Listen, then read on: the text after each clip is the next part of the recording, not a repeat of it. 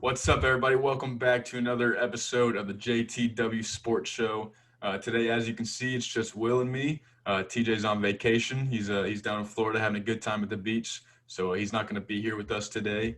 But hey, Will, how you doing, bud? I'm pretty good. TJ sent his thoughts and wishes he could be here with you guys, but I'm good. I'm ready to talk basketball. I had a good day at work, so I'm ready. Sounds good. Yeah, TJ was telling us before. He's been riding with the Suns the whole way through the playoff series, and He and he loves the wanted to, Suns. he loves the Suns for whatever reason. The Suns and the Raptors, very strange duo of teams. Nah, but he was saying how he's upset with the Suns for last night. He's just like, you know what, they got to close it off. They got to finally win the series. But hey, you know what? That's what we're here to talk about, dude. Let's talk about the Suns and Clippers series. It's been a strange one so far. It has. It has. It started out Kawhi Leonard, Chris Paul, both hurt, weren't playing. Both the teams didn't seem, their natural selves. The Suns seemed like in a better place than the Clippers.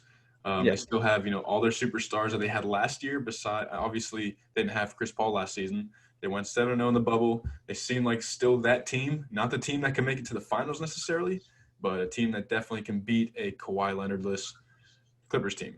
Now, I know you like talking about Paul George. You hate the slander. I hate the slander. It's always put on Paul George, especially in the I'm playoffs. not It's not it, with the Paul it's George it's slander. ridiculous. I don't know why people keep this Paul George slander, but you know what? I'm gonna let you talk about his performance in the playoff series so far.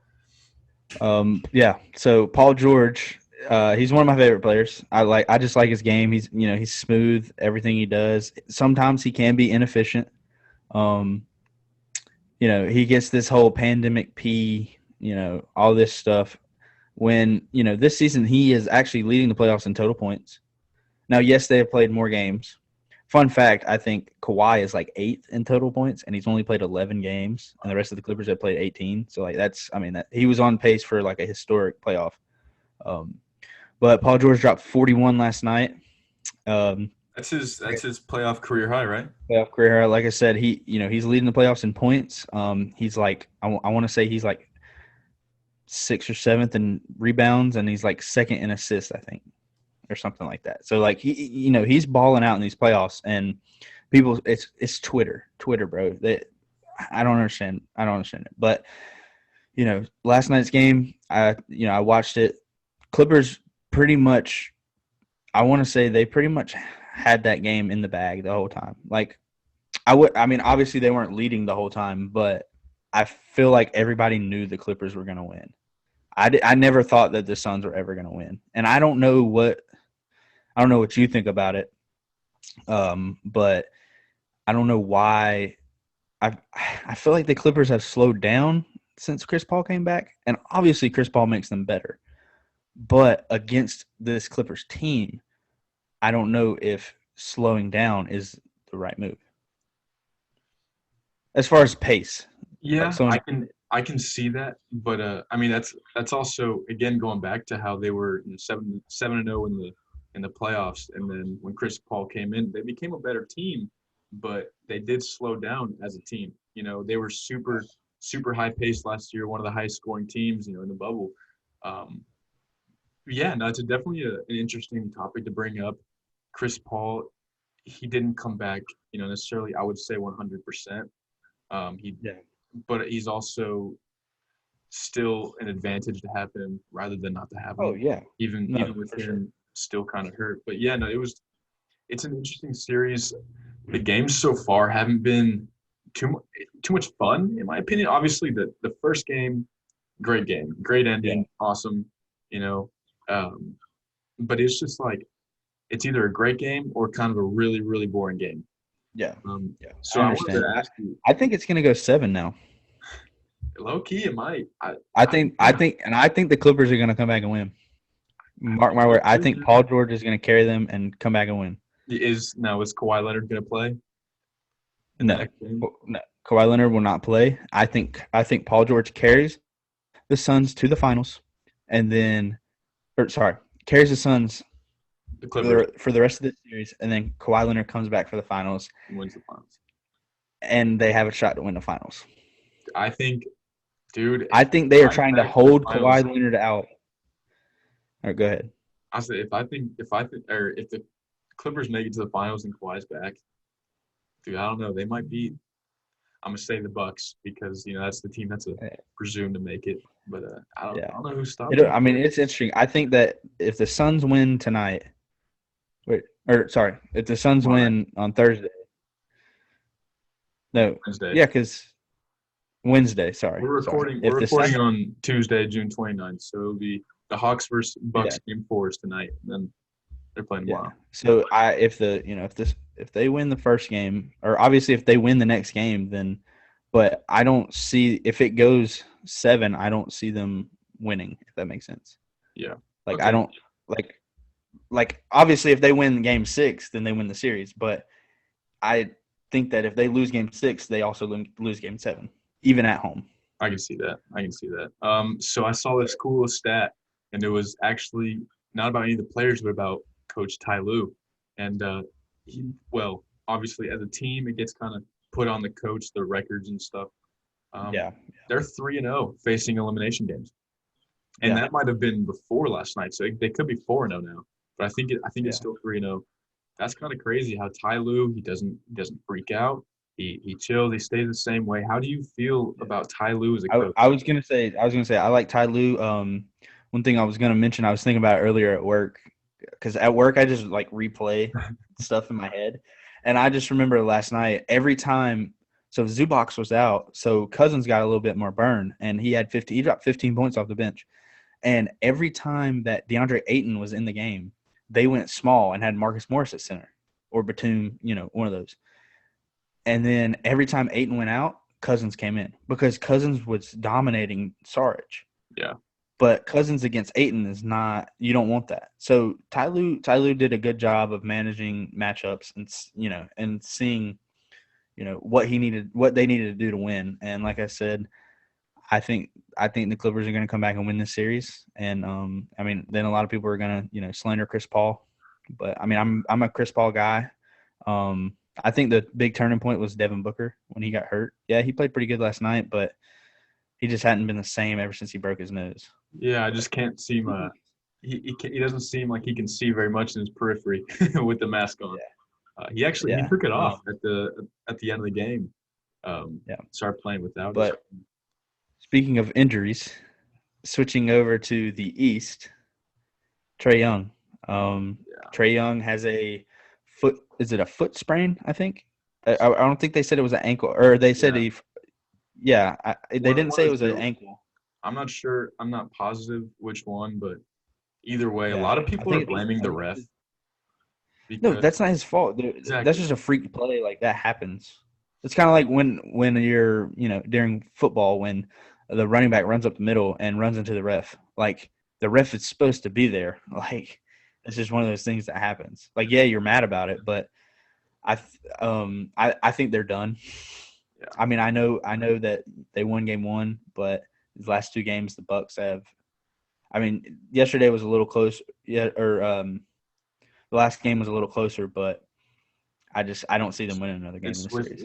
When Trae's not on the court, their team is terrible. Like, it's not the same at all. It's crazy. It's crazy because, like, when he's on the court, yes, he's good, but the other people are good as well. Yeah. So, like, it's not like yes, he is carrying kind of, because he is obviously by far the best player, but, like, it's like when he's off the floor, the other people don't know what to do, which is crazy. Coming from a third-year player, he's that much of a impact on your team. It's kind of annoying, not from a fan standpoint, but also from a basketball standpoint, because, like, you watch them play, and they're just going for the mid-range and three-point shot the whole time. Yeah. With Lopez and Giannis's size and length, they can't play this pick and roll action in the lob to Clint Capella. It's not. Well, see, that's why they won first. That's why they won game 1. But ever since then, they haven't. Partly. I was going to say the great adjustment that the Bucks are making is they're starting Jrue Holiday on Trae, but then they're setting screens with John Collins to get Jrue off of Trae, thinking mismatch, but then Giannis gets on Trae, and Giannis has the length to guard him from the 3, with his with his reach and Yeah. everything. But then Trey can't get by him. He's still guarding the paint somewhat. It's insane. Yeah. I think Coach Bud definitely has a good game plan, and I don't see For the Hawks once. winning another game. Yeah. Like I said, I think the main reason that the Hawks won game one was because Milwaukee was coming off a 7-game series with the Nets. And they just didn't seem right. But then obviously game two, they came out and blew them out because that was the real Milwaukee team. So, like we said, I don't see them winning another game. I think the Bucks are going to win the finals. I know we just talked about the Clippers, with Kawhi going to the finals and all, but I don't know. I think Giannis is on a tear right now, dude. I mean, I don't know if you saw that stat that I think I sent it to you guys Yeah, last. with all the 30. Was that last night?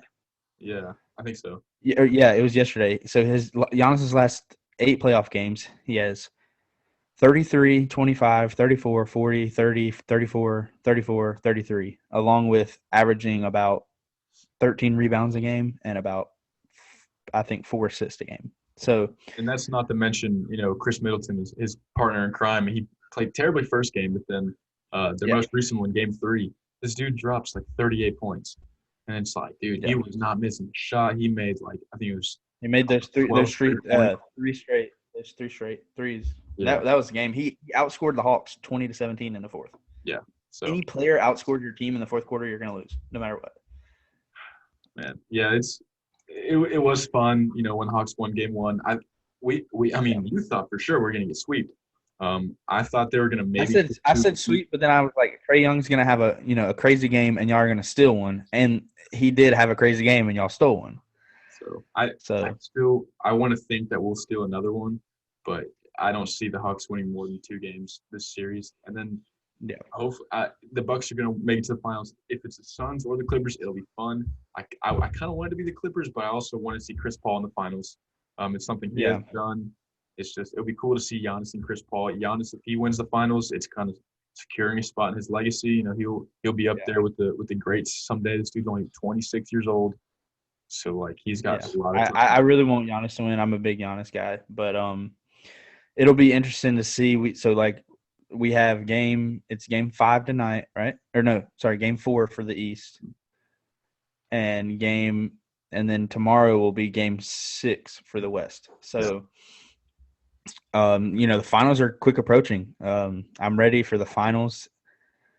I'm gonna, I have a long work week that week, but I am gonna stay up and watch all the games. I don't care if I'm tired, because But also, NBA draft's coming up soon. We're gonna, have a mock draft episode. We might go over a few mock drafts, do some things under the radar. Detroit for finally getting their first overall pick. It's another small team. If they don't pick Cade Cunningham, they're probably might as well sell their franchise. But he's Luka, not as good a scorer as Luka, but more athletic. I agree. Well, that's something we'll talk about in a future episode. But hey, for now, we're gonna wrap this one up. It's kind of a short episode, but straight to the point, just talking about the series. This one's fun. I hope you guys enjoy this one. Leave a comment, leave a like, subscribe to the channel. Definitely comment down below who you think is going to win tonight's matchup. It's the Hawks versus the Bucks, game 4. We'll see. Probably we're assuming it's going to be the Bucks, but hey, you never know. Basketball's a crazy sport. But yeah, please like. Also, one quick thing: be on the lookout for a couple of big announcements. We got some things that we want to start doing. Some debates, some live Instagram live stuff like that. So be on the lookout for that. So until then, we'll see you guys later.